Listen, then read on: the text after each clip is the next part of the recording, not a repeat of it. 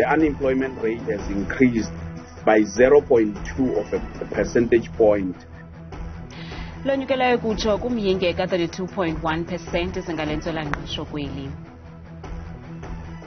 Ibhizinesi zethu zifile kakhulu, asikwazi sisabona imali. Umkhwa wokonakaliswa kweziseko zophuhliso zombane kumasipala i-Sabatha Dalindyebe eMthatha eMpuma Koloni unefuthe elibi kumashishini nakwakunye nakubantu abagulayo. I wanted to make sure that I get my title back, and remain to the top once again. Kwezemidlalo wamkelwe ngezandla eshushu sivenathi uNontshinga kwisikhululo senqwelomoya i-OR Tambo emva kokuhlutha isicoco sakhe se-IBF kwimbethi manqindi yaseMexico.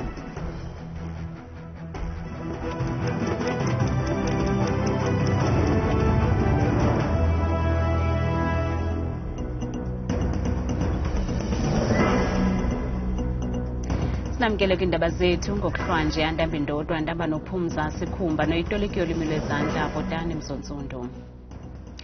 Uqoqosho olungazinzanga kweli lubalulwe njengonobangela wokonyuka kwamanani entswela-ngqesho kwikota yesine ka-2023. Oku kutandalaziswe intloko yeziko leenkcukacha manani kweli uMnumzana Risenga Maluleke namhlanje kudizwe ukuba intswela-ngqesho yonyuke ngomyinge we-0.2%, nto leyo ethetha ukuba ngoku ilizwe loMzantsi Afrika lichophe kumyinge we-32.1% wentswela-ngqesho.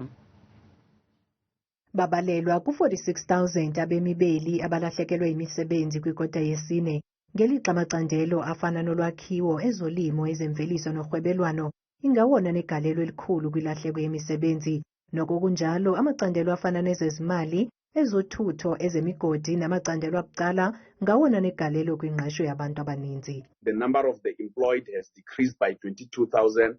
The number of the unemployed has increased by 46,000 people. So when you see such movements, it means that the unemployment rate will increase. And in this regard, the unemployment rate has increased by 0.2 of a percentage point, particularly in community and social services. We have lost 171,000 jobs.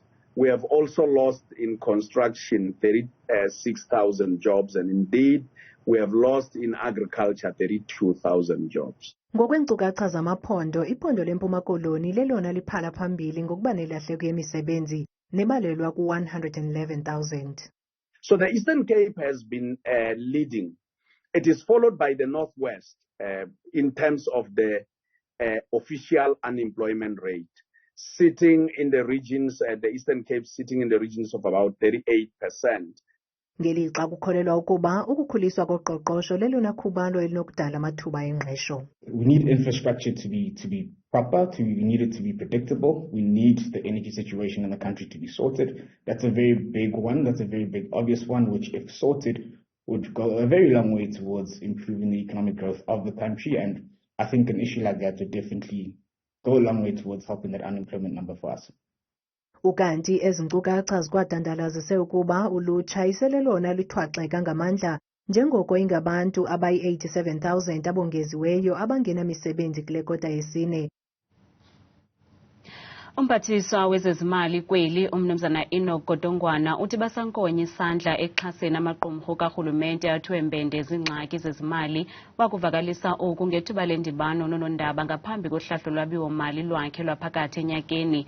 Nangona kunjalo soqoqosho baxhalabile lifuthe likacimicimi kuhlumo loqoqosho kwanokuba urhulumente urhuqa inyawo ukunceda iinkampani eziphantsi kolawulo lwakhe ezitsala nzima.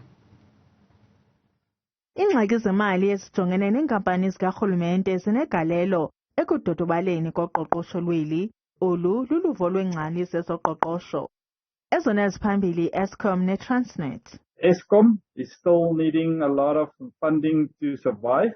And then we've got Transnet. Transnet needs to upgrade their corridors, their transport corridors. They have to upgrade the ports.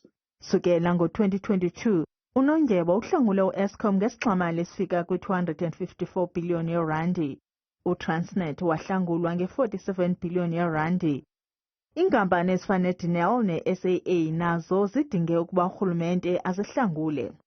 How are we arresting this decline, particularly around as I referred to, the inefficiencies. Now, interestingly, we, for instance, have normalized the idea that state-owned entities, every year come with a begging bowl and they need to be bailed out. Umeya uphawule nangokubaluleka kuka-Eskom kuhlumo loqoqosho. We cannot continue like this. Eskom, the management of Eskom and the other SOEs are not up to standard. And I would suggest that very, very rapid privatization of these companies needs to be done. Nabanye osoqoqosho bayavuma ukuba urhulumente kufuneka aqinisekise ukusebenza ngokugqibeleleyo kwezi nkampani. The public-private partnership environment or the regulations and the policies around that strengthened from a government point of view to enable private sector partnership and investment into some of the ailing state-owned entities. Ngokokutsho kukameya uNondyebo Willie uhlawula malunga ne-1.2 billion yeerandi ukuhlawula inzala kwimali-mboleko, mali leyo binokusetyenziswa ukuphucula uhlumo loqoqosho kweli. Oosomashishini abaliqela KwaZulu-Natal bathe thaca izisombululo zengxubakaxaka yombane kweli kumphathiswa ojongene nombane uGqirha Rosientu Ramokgopa. Namhlanje umphathiswa uhlangane nabavelisi bombane babucala abambuze ngentsebenziswano phakathi kweli candelo norhulumente. Iinkampani zabucala namhlanje zithatha iqonga ukuza namaqhinga okusombulula ingxaki zezamandla kweli. We feel there's a missed opportunity to include biomass in the energy mix, especially in KwaZulu-Natal, where there's a lot of biomass available, such as sugarcane. And we just wanted to plead to the Minister just to look at cogeneration again, including it into the mix. That way some of the biomass in the region could be utilized to increase energy security for us. Zikwakhalena ngemiqathango egqithisileyo yokushishina norhulumente. As an independent power producer, we've secured 3 off-takes with private estates, and we've secured a shopping center to commission one of the largest solar plants in KZN. And we find ourselves having a bit of trouble with the bureaucratic red tape to plug those solar plants onto the grid. So we've been forced to move the solar plant closer to the western region of Durban. So we'd like to know how can we work directly with the ministry to ensure that the bureaucratic red tape is removed, and that if we need to plug into the grid, what process that we need to go through with Eskom. Umphathiswa uthe urhulumente uphezu kokufumana isisombululo kule ngxaki kwaye kuzokubakho umtyhina kwingxaki kacimicimi. What I can tell you with a great degree of confidence is that you are going to see consistently that the intensity is going to come down. And I'm not saying this really just to avoid the question, Mawan, it's exactly what the situation confronting us. I want to be absolutely sure. Otherwise, I'll be held accountable for that number. I can be held accountable on the reduction of the intensity and the regularity. Inkulumbuso yephondo laKwaZulu-Natal ithi eliphondo nalo lenza inzame zokufumana isisombululo kwingxaki zamandla kweli. Umasipala iKing Sabatha Dalindyebo eMthatha eMpuma Koloni uchitha imali engange-20 million rand ngonyaka ukulungisa isakhiwo sophuhliso zombane.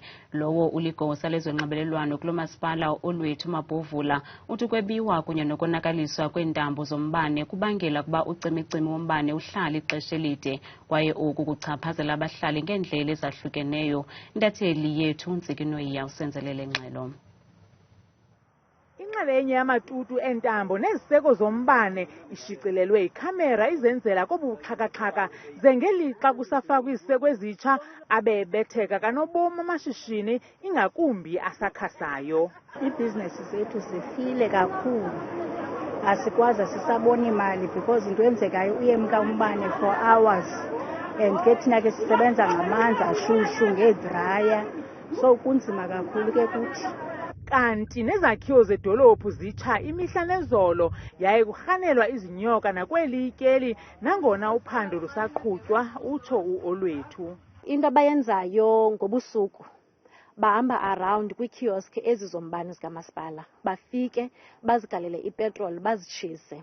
and ngesi senzo siye sincedwe ngabahlali ingakumbi aba ba-closer to ezi zitate ezifana no-King Edwards. Subsequently to this ke ngoku sathi singumasipala sayovula ii-cases namapolisa ukuze sikwazi into okokubana sincedisane nabo ukulwa esi sehlo sisesehlelayo esiyi-King Sabatha Dalindyebo. Utsho isithi lo monakalo utyabula umasipala isikhuntyhu semali rhoqo ngonyaka. Umasipala ngonyaka kuzofuneke ke ngoku aspende imali engapha ko-20 million rands ukufikisa ezi zenzo zenzekayo. Amashishini amakhulu abhunga kulo cimicimi kuba eneentsiba zokuxoza mphini wumbi xa kunyembelekile. Angeke ngisho kakhulu ukuthi kukhona into esi-affectayo kakhulu because sine-generator. So angeke sazi noma kusuke kuyi-cable theft or noma kusuke ngasijweni i-cable theft. Umasipala ukhwebe umkomishinala wamapolisa ephondweni ukuba angenelele ngophando olukhawulezileyo khona ukuze kubanjwe oonqevu abaxolele ukujingiliso ngenxa yobusela. Lo mkhwa wokutyhuthulwa kobuxhakaxhaka obuhambisa umbane kumasipala iKing Sabatha Dalindyebo awuchaphazeli nje kuphela osomashishini koko nabantu abampilo yinkenenkene ingakumbi abo basebenzisa oomatshini ukuze baphefumle. Kwiindaba zethu kuChannel 163 ngokuphathela Newsroom Africa, ndinguntsiki Noyiya eMthatha. Kulubaphathiswa yephondo laseGauteng umnumzana Panyaza Lisufi uthe thaca iinkcukacha eziphathelene nokuba iza kuvelaphi imali yokuphumeza izibhambathiswa zenzileyo izolo kwintetho yakhe engobume bephondo. Ngokwengxelo kaLisufi, ingxowa-mali yabasebenzi i-Workers Investment Platform iza kunceda kwicandelo lezempilo, kulakhiwo lwezindlu nasekuvuselelweni kweziseko zophuhliso. Inkulubaphathiswa yeli phondo laseGauteng umnumzana Panyaza Lisufi uthi sele enayo ingxowa yokufezekisa izibhambathiso zabo bengurhulumente wephondo. OkaLisufi unelunda ke ngempumelelo yezibhambathiso azenzileyo ngethuba lentetho yakhe engobume bephondo. We received a proposal from Workers Investment Fund. These are government employees. They save their own money through their movement, and they approached us and said, Premier, we like what you have announced. We've got money, it's in billions. We want to support you on the pharmaceutical company. We want to support you on rolling out health. We want to support you on transport. We also want to support you on human settlements because we want to buy houses. We are the first province to collect 32 billion from our own revenue stream. 32 billion. Kulandela ukugxekwa kanobomi ngesithembiso asenzayo sokupheliswa kwe-e-tolls, uLisufi unike ingcaciso nezizathu ezibangele ukuba ithabathe ixesha elide ukwenzeka loo nto. We voluntarily made an offer to the national minister. We can pay back so that we remove this. Initially, Minister said, we pay 60%. We refused to say, we can't pay 60%. He persuaded us for 50%. We also refused until we settled for 30%. Noko kunjalo awukaqini umnqwazi kumaqela aphikisayo ngezibhambathiso zakhe. Unozakuzaku weli ozinze kwilizwe laseNetherlands uVusi Madonsela uthi inkqubo yorhulumente wakwaSirayeli yokuthabathela kuye umhlaba wamaPalestina kudala iqhubeka kwaye kufuneka iphele ngokukhawuleza. Unozakuzaku umone bemele uMzantsi Afrika kwinkundla yehlabathi ezobulungisa kwingxoxo ephathelene neziphumo ezingancumisiyo kwaphela zenkqubo yokuthatha umhlaba wamaPalestina ngenkani. Liye lisanda inani lezixeko zasePalestina ezithe zonganyelwa ngumkhosi wase-Israel kwaye oku kuphakamise umnyele kumazwe abalelwa kuma-52 nathe thaca iziphakamiso zongenelelo kwinkundla yehlabathi yobulungisa ukuba ingenelele koku. UMzantsi Afrika ngomnye waloo mazwe avele phambi kwale nkundla esithi i-Israel sele itsibe ilitye likaphungele ekunqolobeni izixeko zasePalestina.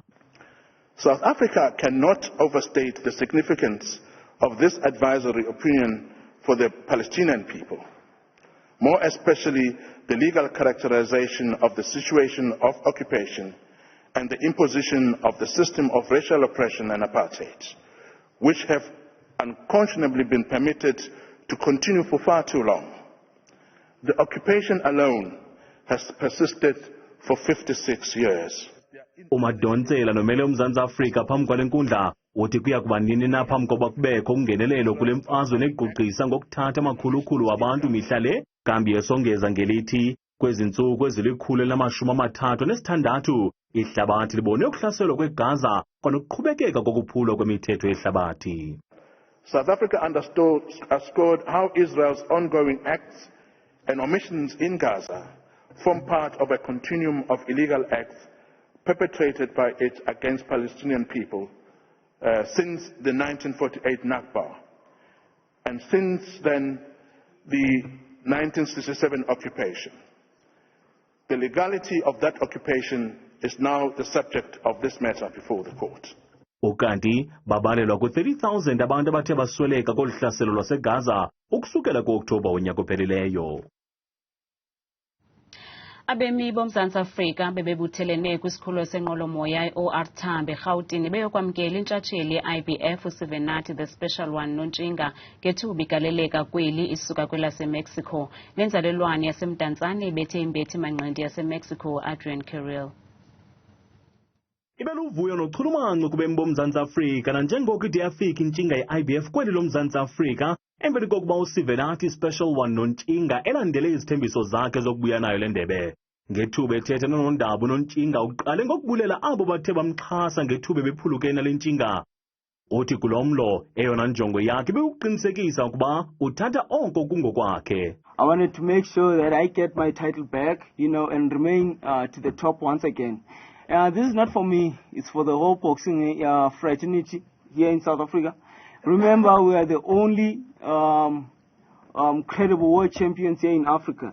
uNontshinga ukwathi ukuya kwakhe kulo mdlalo nale nzalelwane yaseMexico uye imimoya yakhe iphantsi kakhulu ngoba into yokuphetha wayigqibela ngethuba esadlala kumanqanaba aphantsi kwezamanqindi.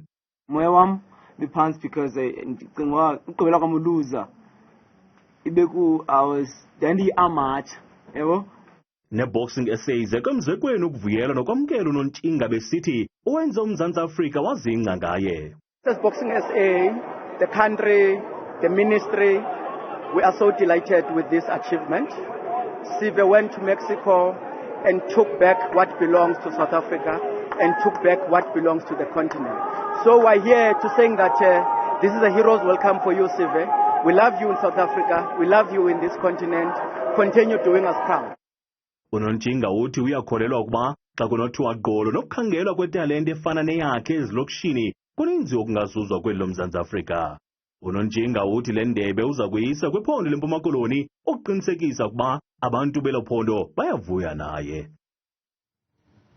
Kanti ke abantu bazityandigila kwiqonga lethu lezonxibelelwano ngenqaku lethu lalimbethi manqindi zenzele udumo.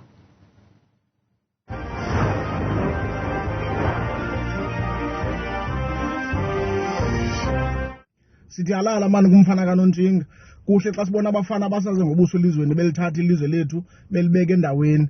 Unsuku lomfana xa iqhube kakuhle sinebhongo neqhayiya ngaye siyazingca sisizwe. Siyavuyisana kakhulu naleli qhawe lakithi elinguSivenathi ngokuthi ihambe liphesheya lifike liphumelele lentshinga FBA. Cinga irugby kumculo namhlanje ngamanqindi.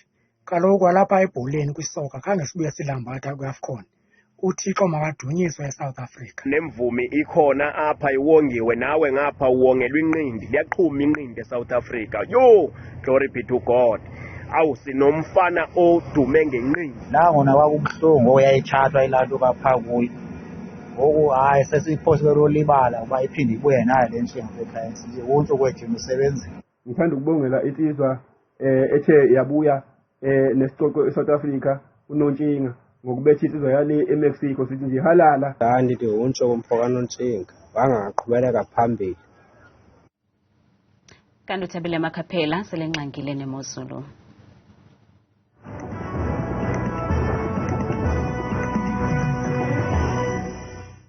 Enkosi kakhulu ke ukulisapha kwideska yakho ebaleke kakhulu kaloku ideska yomqulu wendaba ndibulise mbukele ekhaya ndikwamkela kaloku kwelam ke iqonga leMozulu mna ndikuThabile Makhaphela umomthembu ungoza bethuna namhlanje nangomso nantsi inkangeleko yeMozulu. Umfanekiso wethu wokuqala kuyibukele ngamafu kaloku sixhapheke kakhulu apha eMzantsi Afrika ukunetha kwemvula nje yonke imeko futhi yokutshisa ukuqatha khona bukele kwelanga futhi kwindawo ezifana lapha kumntla-mpuma beMzantsi Afrika njengapha kwelaa phondo lapha kaloku Free State koVelcom ngexesha lasekuseni bevuka ngala 18 degrees namafu nezantliza zemvula futhi mbukeli ka-37 degrees bukela amaqondo wakho kaloku aphantsi phaya ke nalawo kaloku athanda ukuphakama ngephondo lokuqala lethu kaloku empuma koloni njengaphaya eAlvani ngexesha lasekuseni bevuka phaya ngaye futhi ke la 16 degrees baluqoshile susuku ngamafu nje qabaqaba ka-37 nanso ke bukele imozulu futhi apha embindini eMzantsi Afrika elo phondo ke kuse-Freystata nanso imeko phaka lokhu ko-Sasolburg njengaphaya ekuseni futhi bevuka ngo-16 degrees baluvalo balusithombe futhi olwasuku ngamafu ka-35 nanso bathini imozulu kaloku ephondo lethu kwelisentshe lekoloni indawo ezifana kaloku nezaphaka loko Fredendal kwixesha lasekuseni beqhuba namafu futhi ka-15 degrees belusonga futhi bukela bolwasuku kwakhona ngo-29 degrees ngorhatya sebejeje phaya ephondweni apho ke kuse-Northern Cape phaya kumantla kweli phondo njengaphaya kaloku Kurumani neziphaluka uye futhi la 90 degrees balusonge kamnandi futhi ulwasuku ngamafu njake beqabaqaba ngamafu phaya ka-38 degrees bukela bozezileyo apha ekhaya nantsi imozulu ephondweni lase-Northwest Gobs upha ko-Vryburg ekuseni futhi bayavuka phaa kufudumeka kamandi ngo-20 degrees kodwa khona mafu neentshizane ngo-37 degrees nanso kaloku imozulu apho sikhwebeka sisazana lo silapha thina eRandburg ephondweni laseGauteng indawo ezifana neJohannesburg phaa kumbindi weli phondo nangamaqondo wabo ke aphantsi ka-16 degrees balusonge futhi ulwasuku ngo-31 zebejeje bona phaa futhi mbukelo wam ekhaya ephondweni lona ke liselimpopo phaa koThoyandoo ngexesha lasekuseni futhi ngo-21 degrees kuyatshisa mpela phaya futhi ngokokuhamba kosuku ngo-33 ekhathwa sisithathu nansi imozulu phaya iphinde bukela liphaka lokhu lona empumalanga indawo ezifana naphaka embombela futhi phaya ekuseni ngomso ngenxa labafangephi phaya ka-21 degrees belusonga kamnandi futhi ulwasuku ngo-20 nje mbukelo wam ekhathwa sisixhenxe masivele kaloku into imozulu phaa futhi ephondweni kwaZulu Natal indawo ezifana phaka loko Richards Bay kuyatshisa phaa bevuka ekuseni futhi ngo-23 degrees bukele baluvale futhi balusonga ulwasuku ngo-33 bethula mna ungoza bekuthethe kangaka xesha limyole